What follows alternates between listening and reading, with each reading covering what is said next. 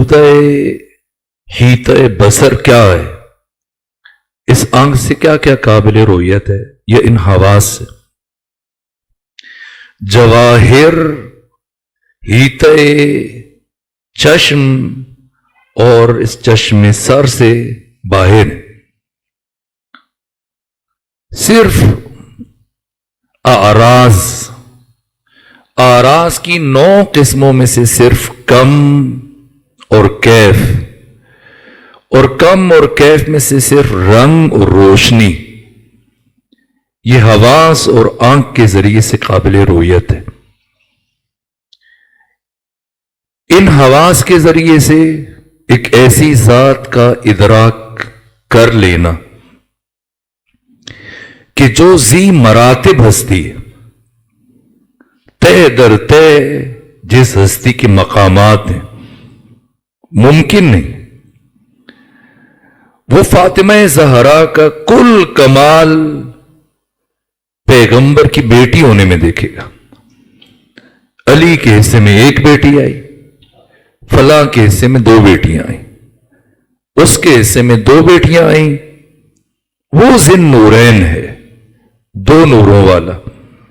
علی کے حصے میں 1 بیٹی آئی، وہ ان چیزوں کا تقابل کرے گا۔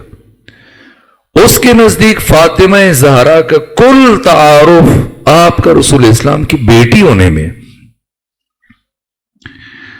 اور میں مسلسل یہ کوشش کر رہا ہوں اس عرض کو پہنچانے کی کہ فاطمہ زہرا کا یہ تعارف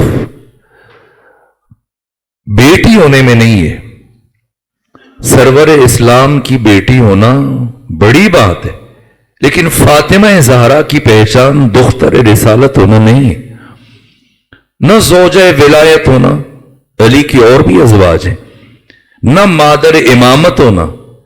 فاطمہ زہرا 11 اماموں کی ماں ہے، فاطمہ بنت اسد 12 اماموں کی ماں ہے، نہ یہ شرف نہیں ہے۔ فاطمہ زہرا کا شرف فاطمہ ہونے میں۔ جب ملا اور ہم جیسا ظاہر بین فرد دیکھے گا، اس کو یہی ایک عنوان نظر آئے گا کہ وہ نبی کی بیٹی، اور آپ کا کل شرف اسی میں منحصر دیکھے گا، اس سے مازاد کچھ نہیں۔ لیکن جب کوئی نگاہ وحی سے دیکھتا ہے جو عقل سے بھی بالاتر ہے، اور پھر وہ لب فاطمہ زہرا کے تعارف میں جنبش کرتے ہیں، تو امام الانبیاء، سید الرسل، وجہ تخلیق کائنات، معلم انبیاء، معلم ملائکہ، معلم علی، عالم اسرار ہستی، پیغمبر گرامی اسلام جب فاطمہ زہرا کا تعارف پیش کرنے لگتے ہیں تو ان لفظوں میں فاطمہ حوراء انسیہ ہیں۔ یہ عجیب تعارف ہے کہ فاطمہ حوراء انسیہ، یعنی فاطمہ زہرا انسانی شکل میں حور ہے۔ اور ہم جیسے انسان جب جو کہ اس طرح سے معانی کو مسخ کر کے پہنچایا گیا اور حقائق کو مسخ کیا گیا کہ جب حور کا لفظ سنتے ہیں تو ذہن کہیں اور ہی منتقل ہو جاتا، نہ لوح کا وہ تصور نہیں جو بچپن سے ہمیں دیا گیا، نہ قلم کا وہ تصور ہے۔ قلم ہمارے ذہن میں لکھنے کا ایک ذریعہ ہے، نہ قلم مقام ہے، لوح مقام ہے، کرسی مقام ہے۔ عرش سے مراد یہ نہیں کہ جیسے یہ منبر بنا ہوا ہے کرسی ہے، عرش، کرسی، لوح، قلم یہ حقائق ہے۔ انہیں محسوسات کے ساتھ تشبیہ دے کے اگر کوئی سمجھنے کی کوشش کرے گا گمراہ ہو جائے گا۔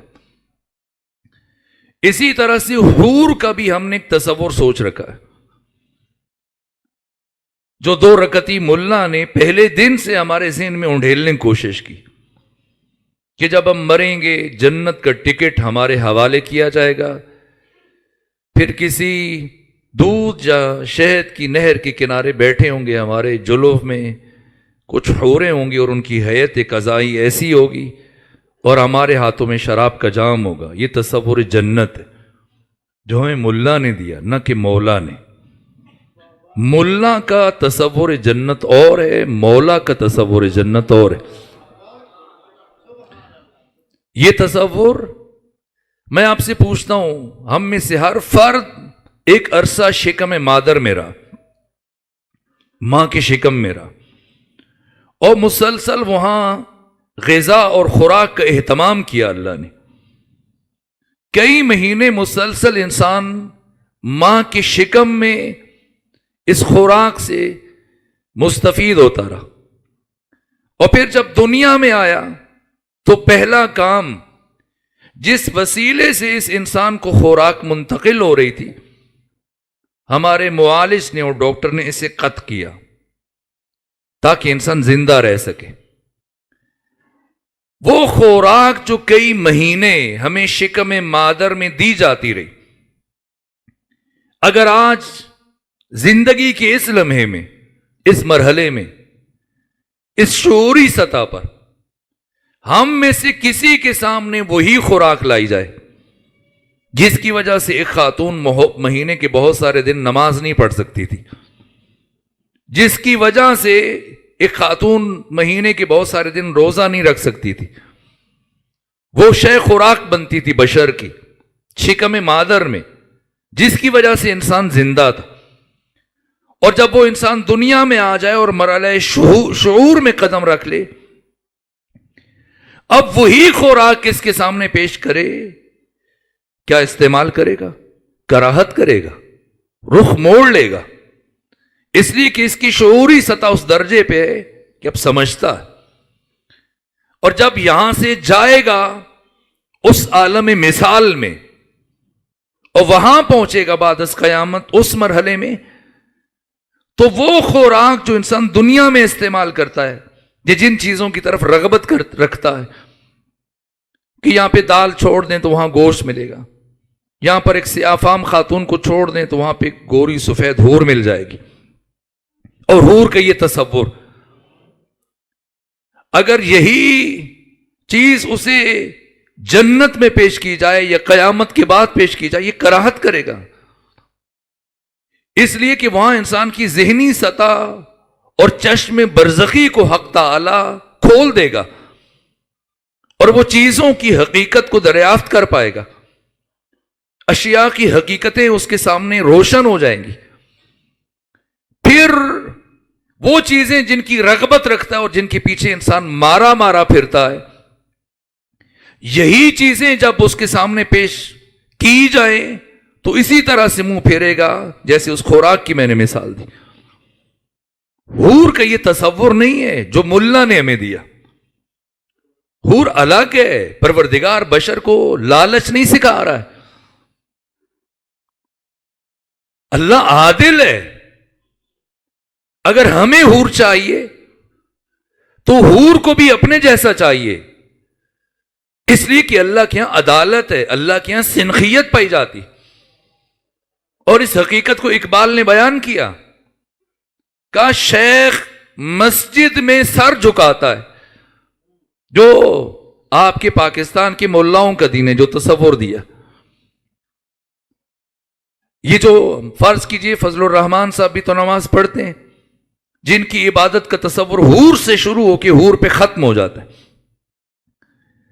تو اگر قیامت کے دن اس جیسے کسی فرد کو، اس لیے نام لے لیا کہ سب سے سب آشنا ہے، روز دیکھتے ہیں یہ صورت، اس جیسے فرد کو اگر قیامت کے دن اللہ حور دے دے، اس پر تو عطا ہو گئی. حور کے ساتھ کیا ہوا کہ یہ ظلم نہیں ہے. اسے حور چاہیے، حور کو بھی تو اپنے جیسا چاہیے. اقبال کہتے ہیں شیخ مسجد میں سر جھکاتا ہے، نماز میں حور کے تصور میں کہ میں حور سے ملوں گا. اور حور جب اس وحشی کو دیکھتی ہے، اس کی حقیقی شکل کو، اس کے درون اور باطن کو، اقبال کہتے ہیں شیخ مسجد میں سر جھکاتا ہے، حور جنت میں کانپ جاتی ہے. یہ ملنا چاہتا ہے مجھ سے؟ نہ حور کا یہ تصور نہیں ہے. یہ تصور ملا نے دیا. جو تصور مولا نے دیا وہ الگ ہے. جو معصومین نے بتایا، حور الگ سے کوئی اور مخلوق نہیں ہے. حور انسان کے حسن عمل کا تجسم ہے. اپنی زندگی میں، اپنی حیات میں انسان نے جو کردار اختیار کیا، اس کے کردار کو، اس کے عمل کو، اس کے اوصاف کو جتنی ان میں معرفت ہوگی، جتنا ان میں خلوص ہوگا، جتنی ان میں گہرائی ہوگی، اس انسان کے عمل کو جتنا وہ لطیف ہوگا، اسے قیامت کے دن مجسم کر کے اس کا صاحب قرار دیا جائے گا، اس کا ساتھی قرار دیا جائے گا کہ اب یہ ابدی حیات اس کے ساتھ گزارو. اور یہ تصور حور بہت بلند ہے عوام کی سطح ذہنی سے، جسے معصومین نے بیان کیا. انسان کا حسن عمل جب مجسم ہو کے آئے گا تب ہم محسوس کریں گے کہ حور کسے کہتے ہیں. اگر اللہ کیا صرف مردوں کا ہے، خواتین کے لیے نہیں ہے؟ اللہ کیا مرد و زن ہر دو برابر ہیں. جس طرح سے مرد انسان ہے، خاتون بھی انسان ہے. ایسا نہیں کہ مرد زیادہ انسان ہے، خاتون کم انسان ہے. مرد کو حور ملے تو عورت کو کیا ملے؟ جنت جنسیات کا مقام نہیں ہے، خواہشات اور ہوس کا مقام نہیں ہے کہ وہاں انسان اس طرح کی خواہشیں پالتا رہے. نہ، وہ لطیف ترین مقام ہے، وہ عالم مثال ہے. جو مرد کو ملے گا وہی عورت کو ملے گا. جو جنتی مرد کے لیے ہے وہ جنتی عورت کے لیے. حور صرف مرد کے لیے نہیں ہے. حور جیسے مرد کے لیے ویسے خاتون کے لیے. مرد اگر اس نے زندگی اہل بیت کی تعلیمات کے سائے میں گزاری، اس کے اس کردار کو، عمل کو، اس کی سیرت کو، حسن عمل کو مجسم کیا جائے گا، پیکر میں ڈھال کے اس کا ساتھی بنایا جائے گا. اور خاتون کے ساتھ بھی ایسے. اگر یہ تمہید میں کسی حد تک پہنچا سکا، جو ممکن ہے بعض ذہنوں پر ناگوار گزر رہی ہو، ظاہر ہے کہ جب وہ طلسم ٹوٹتا ہے اور وہ بنی ہوئی تصویر جب ریزہ ریزہ ہوتی ہے تو دقت ہوتی ہے، لیکن اس خوش فہمی میں نہ رہیے. نہ، اگر یہ تصور کسی حد تک روشن ہوا تو پیغمبر گرامی اسلام سیدہ کے تعارف میں جو جملہ فرما رہے کہ فاطمہ زہرا حوراء انسیہ ہیں، یعنی انسانی شکل میں حور ہیں. یعنی کیا مطلب؟ یعنی جب اللہ نے ارادہ کیا کہ تمام عزتوں کو، تمام شرافتوں کو، تمام خوبیوں کو، تمام نیکیوں کو، تمام کمالات کو اور تمام فضیلتوں کو ایک ساتھ کسی پیکر میں مجسم کر دیں، تو حق تعالی نے اس کے لیے پیکر نورانی فاطمہ زہرا کا انتخاب کیا، اور ان تمام خوبیوں کو اور نیکیوں کو اور کمالات کو بالفعل پیکر فاطمی میں مجسم کر دیا.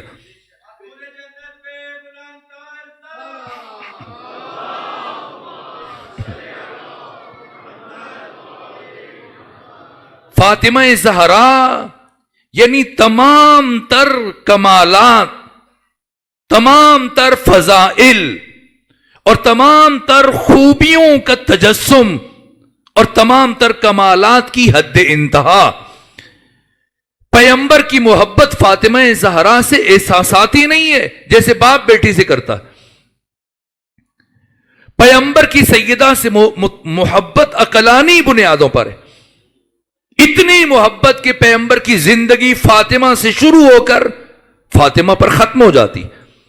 سفر میں پیغمبر گرامی اسلام جاتے ہوئے سب سے آخر میں کس سے ملتے ہیں؟ فاطمہ سے. اور پلٹنے کے بعد سب سے پہلے کس سے ملتے ہیں؟ کیوں؟ یہ بات احساسات کی نہیں ہے. یعنی مجھے اس دنیا میں انتہائی کم ہجر کا اور دوری کا سامنا ہو ظاہری اعتبار سے فاطمہ سے، زیادہ سے زیادہ وقت میرا سیدہ کے ساتھ گزر سکے. पैगंबर की जिंदगी का अव्वल फातिमा है, आखिर फातिमा है, जाहिर फातिमा है, बातिन फातिमा है, आगाज फातिमा है, अंजाम फातिमा है, मबदा फातिमा, मुंतहा फातिमा। इस मोहब्बत का राज क्या है? इसलिए कि फातिमा ज़हरा जहां उम्मे अबीहा है, उम्मुल अइम्मा है, उम्मे अंबिया है, वहां उम्मुल फजाइल है, तमाम खूबियों का सरचश्मा है, तमाम नेकियों का सरचश्मा है, कमालात बशर की हद इंतहा है फातिमा। ये फातिमा ज़हरा नामों से परवरदिगार, गैरत परवरदिगार, गैरत इलाहिया, हक ताला ने अपने नूर को और अपने जमाल को पैकर फातिमी में मुजस्सम करके इस कायनात में उतारा। अल्लाह फातिमा ज़हरा को कभी ना भेजता, ये हिजाब हिजाब रहता, ये राज राज रहता, ये सिर सिर रह जाता, और कभी फातिमा ज़हरा से कोई आशना ना हो सकता। मगर मसला यह था कि मकसद परवरदिगार का हुसूल मुनहसिर था फातिमा में, इसलिए फातिमा को भेजा। फातिमा फदक लेने के लिए नहीं आई थी। वो जो मालिक जन्नत है, मालिक कौसर है, मालिक कायनात है, उसकी निगाह में फदक की क्या अहमियत है? चूंकि हमने पिछले मराहिल बयान कर दिए थे, ये आखिरी मरहला, आखिरी मजलिस से इसकी तरफ एक इशारा करूं, ज़हमत तमाम करूं। फदक की क्या हैसियत है? पहली बात, पैगंबर ने फदक फातिमा को क्यों दिया? जबकि एक दिन अली घर में दाखिल हुए, देखा बुखार की हालत में फातिमा ज़हरा चक्की पीस रही हैं। देखा तो अली की आंखें नम हुई। कहा फातिमा आप जहमत ना करें, मुझे मौका दीजिए, मैं चक्की चलाता हूं। फरमाया ना, आप मेरे लिए वाजिबुल इताआ हैं, इजाजत दें, यह काम मैं खुद अंजाम दूं। जब आटा तैयार कर चुकी, फिर उठी, ठंडे पानी से वुजू किया और नमाज के लिए खड़ी हो गई और दुआ मांग रही है और जार जार अश्क गिर रहे। जब नमाज पढ़ के अली के पास आई, मौला मुत्तकियान ने पूछा, बुखार की हालत में आपने ठंडे पानी से वुजू किया, हाथों पे छाले हैं, तबीयत नासाज है, आप चक्की पीस रही हैं, हमें मौका क्यों नहीं दिया? दीद फातिमा क्या है? किस निगाह से अली को देखती? अली शोहर की हैसियत से, फिर तो आराम करती ना। दीद फातिमा क्या है? ताकि पता चले कि फातिमा की जिंदगी का महवर और मरकज क्या है। हसन और हुसैन को किस निगाह से देखती हैं? बेटा होने की हैसियत से। अली को किस निगाह से देखती हैं? शोहर होने की हैसियत से ना। खुद फातिमा बता रही, कहा कि मैंने वुजू इसलिए किया ताकि अपने खालिक व मालिक से हम कलाम हो सकूं और गुफ्तगू कर सकूं, और इस हालत में चक्की इसलिए पीसी ताकि औलियाए खुदा की खिदमत कर सकूं। फातिमा की जिंदगी का महवर विलायत है। अली को वली खुदा की निगाह से देखती,